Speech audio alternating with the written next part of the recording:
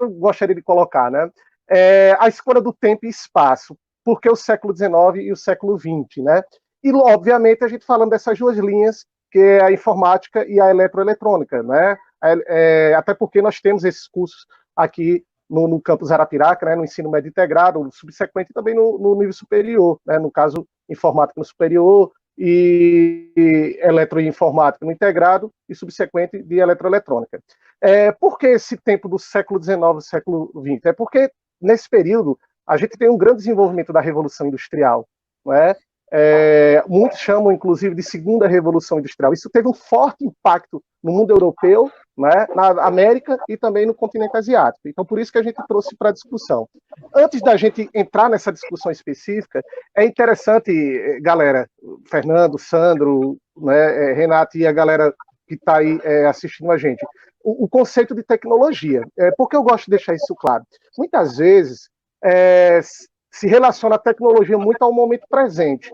Então, esse é um ponto importante, porque tecnologia é um conceito que está ligado à própria história humana, ligado ao conceito de trabalho humano. Então, por exemplo, se a gente fosse discutir tecnologia na Grécia Antiga, a gente poderia discutir a metalurgia, a gente poderia discutir a tecnologia do transporte com carros puxados a cavalo. Então, é interessante que a gente não ache apenas que tecnologia é um conceito contemporâneo das últimas invenções humanas. Tecnologia é um processo no tempo e no espaço, né, desenvolvido pelo ser humano. Agora, por que a gente escolheu o século XIX? Porque o século XIX e o século XX, você tem uma forte produção tecnológica, jamais vista, e isso atrelado também ao próprio desenvolvimento da economia capitalista. E a partir do momento da livre concorrência, da industrialização, você tem, a partir do aumento da produtividade, né, ocasionado pela maquinofatura, essa é a grande inovação a partir do século XVIII, mas que se estende do século XIX e XX, a partir da maquinofatura, o processo produtivo acelerou, e isso fez com que também essa aceleração atingisse outras diretrizes. Por exemplo, os meios de transporte, houve então um aumento aí na capacidade dos meios de transporte, um desenvolvimento tecnológico, né? Na questão da saúde, como a Renata há pouco colocou, né? E também na comunicação. Eu sempre, quando discuto com os alunos Revolução Industrial, eu sempre discuto o seguinte: o que adiantava você produzir em maior quantidade e em maior velocidade se não havia também uma maior velocidade nos meios de comunicação e meio de transporte?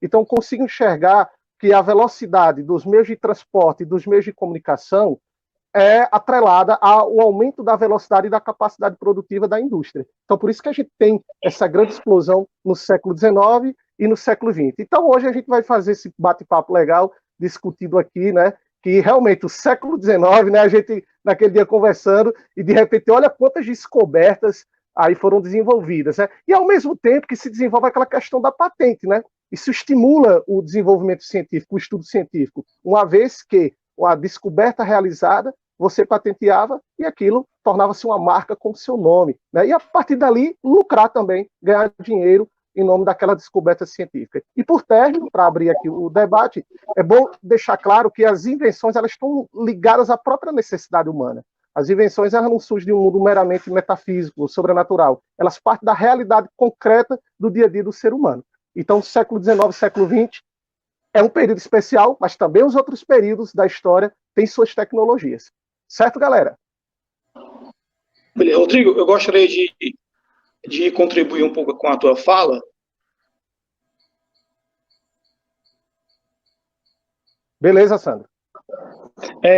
Como tu falaste da segunda revolução industrial aí, que é o surgimento da energia elétrica, né? E aí eu gostaria de enfatizar, né, que nós tivemos aí, notadamente, 4 revoluções bem definidas, né? A primeira revolução industrial, que foi baseada em máquinas a vapor, e ela era predominantemente mecânica, né? Então, a gente tinha maquinário e a mecânica, o desenvolvimento da mecânica. Depois nós tivemos essa segunda fase, a segunda revolução industrial, que nós temos a presença mais de motores elétricos, então a energia elétrica com máquinas operatrizes entrou fortemente para fazer essa mudança, essa transição. Aí nos anos 70 nós tivemos a terceira revolução industrial, que foi baseada em eletrônica e automação. Então a gente, mecânica na primeira, energia elétrica na segunda, automação e eletrônica na terceira, e na quarta, agora nós estamos vivenciando a indústria 4.0, a quarta revolução industrial, nós temos aí a presença da computação e da internet das coisas, em todas as suas nuances, né? Nas redes de computadores, as máquinas agora têm atrelado a elas, embutido nelas, embarcado nelas, um computador CISC, que é uma máquina poderosa para processar aprendizagem de máquina, processar monitoramento de produção, enfim, a gente tem todo o aparato da computação embutido na indústria, com todas as suas nuances, as suas comunicações via internet, o seu controle à distância, que provê a internet das coisas. Então, a gente, no século XVIII, XIX, como você está falando aí, a gente já experimenta essa segunda fase, que, na verdade, foi uma fase muito relevante para o que nós somos hoje, né? Que aí a gente vai falar mais adiante, mas a energia elétrica está presente em quase todos os processos que surgiram em seguida. Passa a palavra. Bom, boa noite, pessoal. É um prazer estar aqui com vocês. Essas palavras do professor Rodrigo e do professor Sandro são bastante pertinentes, né? E essa questão da patente é legal falar que, por exemplo, a gente tinha a profissão inventor, né? Se a gente for parar para pensar em Thomas Edison, por exemplo, ele tinha um laboratório que era exclusivamente para gerar inovações, para gerar patentes. Então, o século XIX, com todas as suas características, né? Não só as evoluções tecnológicas, se a gente for pensar a evolução da astronomia também, a gente tem questão do pensamento positivista, né, daquela época, que contribuiu muito com a ciência e tudo mais. Então, uma linha de tempo muito significativa para a humanidade. E eu acho que é fundamental, acho que é muito interessante a gente estar falando disso aqui. Muito bem. Ô, Fernando, só para pegar um pouquinho, para eu passar para a Renata aqui, né, e a coisa vai se desenvolvendo, quando você falou em positivismo, né? Justamente o positivismo, né, lá que nasce com Augusto Comte, né, o francês, tem essa coisa do progresso, né, da civilização, né? Então se atribui muito à tecnologia e ao desenvolvimento a ideia de uma nova civilização avançada, progresso, que iria trazer a felicidade, né? Lembrando que na nossa bandeira, eu sempre falo com os alunos, está lá, né, o lema positivista do Augusto Comte. Então, se atrelou muito a ideia de progresso e civilização, a ideia de uma humanidade melhor. Porém, o capitalismo tem suas contradições. E no século XX, né, de 14 a 18, ali na década de 29, com a crise, e depois com a Segunda Guerra, mostrou que a coisa é mais difícil, né? E sim, complementando aí justamente, Sandro, que, né, coisa maravilhosa, o Sandro colocou aí dessa quarta revolução industrial, né? E aí é interessante, justamente, o nosso aluno, né, Sandro, ele se depara com hoje essa quarta revolução industrial, mas é interessante justamente a gente mostrar para eles que ela é resultante de um processo dialético, né, de um processo de construção que nasce lá, como você colocou, no século XVIII. Né? Então, é isso. Eu vou passar agora para a Renata, mas, Sandro, você quer colocar alguma coisa? Gostaria de implementar? Realmente isso. Eu vou falar também que quando a indústria 4.0 ela surgiu, assim, a sua ideia, a ideologia na Alemanha. No final dessa apresentação da gente, vocês vão dizer que eu gosto da Alemanha, mas é porque algumas soluções e invenções marcantes foram desenvolvidas lá, inclusive a indústria 4.0. Estão me ouvindo? Pronto. Sim, sim. Então é isso, eu passo a palavra para a Renata. Beleza, muito obrigada a vocês por essa introdução bem contextualizada, né?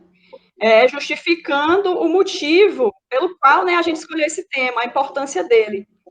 E aí a gente foi lá em 1800 e encontrou aqui a primeira bateria. E aí eu queria saber se vocês querem fazer algum comentário aqui sobre a importância dessa tecnologia hoje, né? Eu acho que não tem para onde correr a importância da pilha e da bateria, né? E aí nós fomos lá atrás e encontramos aqui em 1800 o primeiro protótipo aqui.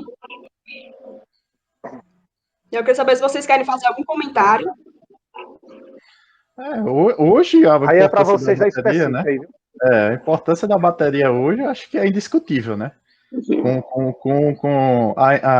o mobile vindo aí com muita Os próprios força. carros elétricos, né? Os próprios carros elétricos também, né, professor? Os carros automotivos que nós usamos, eles são baseados em bateria para o motor Pois de é. arranque, Isso, para tudo mais. suprir toda a parte de circuitos elétricos, eletroeletrônicos do carro automotivo que nós usamos hoje. Então, a bateria é muito importante até hoje. E eu acho interessante que, eu ia falar mais, que eu acho muito bonito o nome dele, Alessandro Volta, né? O nome Sandro, e porque a bateria parece que está dando várias voltas, né? Então, é interessante, mas é só uma curiosidade. Até eu queria fazer um questionamento, até vocês da eletrônica, também é um princípio do capacitor, né? A primeira bateria, ela tem esse conceito aí, um capacitor que é um componente deveras importante na indústria, na produção de qualquer dispositivo eletrônico. A gente várias áreas, de capacitores para filtragem de corrente, de tensão e tudo mais, né? Para também na transmissão de energia elétrica, para conter o reativo, né? O reativo indutivo, né? A gente tem uns tambores de óleo que faz essa contraposição de reação, de reatividade com a potência indutiva, e a potência capacitiva entra para compensar. Então, desde o pequeno capacitor até os grandes capacitores